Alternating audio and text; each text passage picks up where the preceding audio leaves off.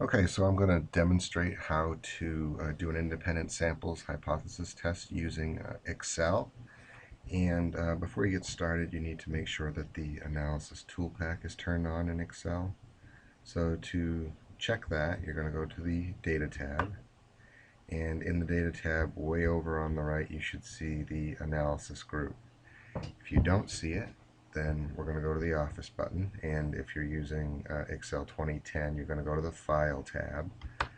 Alright, and then you're going to choose Excel options, and that's the same for both programs. And within Excel options, you're going to click Add-ins, and down near the bottom where it says Manage Add-ins, Go, and then just the first checkbox should be checked for Analysis Toolpak.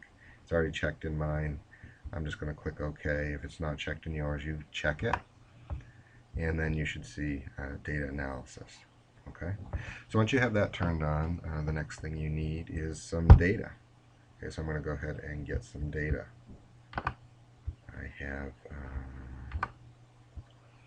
some data here, and for this independent samples test, we're going to assume that the variances are equal.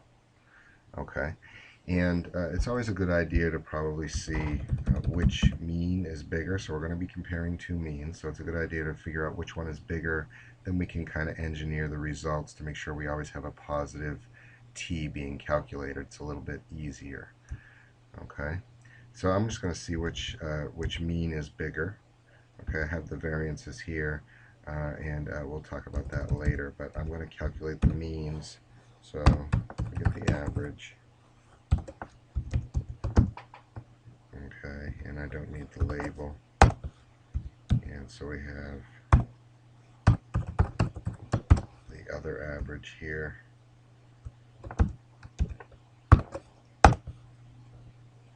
Okay, so I'm going to leave the column that's labeled self-directed as the first column, and I'm going to be subtracting off the average of coached in the result. Alright, so in this problem we're going to test whether or not people will exercise more if they're self-directed with some education, or whether they need sort of a coach, they're a personal trainer.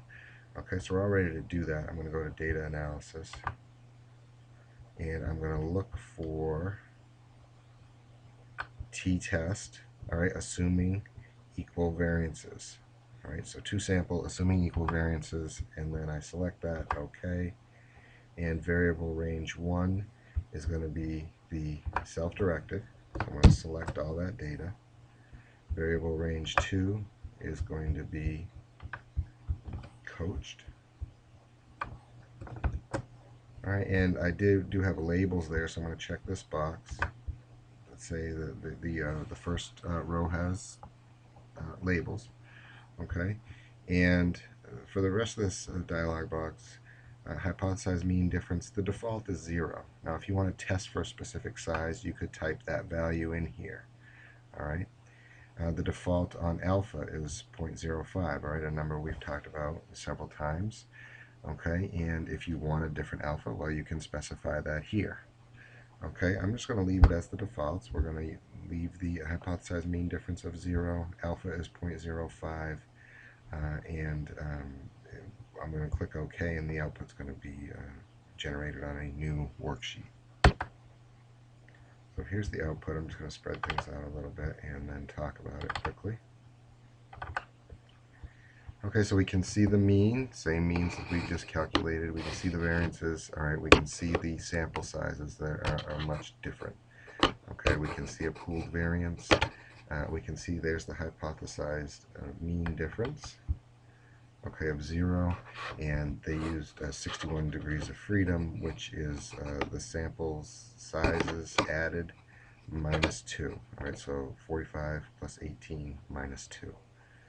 Okay, and when they calculate t based on those degrees of freedom and the sample means and the standard error, they get a t of 1.009. Okay, and here for we get critical values for both a one-tailed and a two-tailed test. This was a two-tailed test.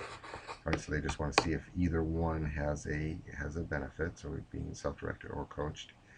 And so we needed a t of at least 1.99. We'll just call it 2. All right, so we needed a t of at least 2 to reject. We got a t of 1.009, so we're going to fail to reject. All right, so we're going to say, well, there is no difference between these two methods. People exercise approximately the same amount of time, even though it looks like maybe they exercise a little bit more under self-directed. That difference is not significant enough to say that, well, we're not just seeing some sampling error there. Okay? All right, the other way we can evaluate this is using the p-value for a two-tailed test, and we would need a p of less than 0.05 to reject the null.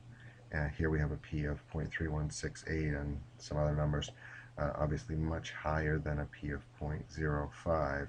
So again, that would tell you that you're going to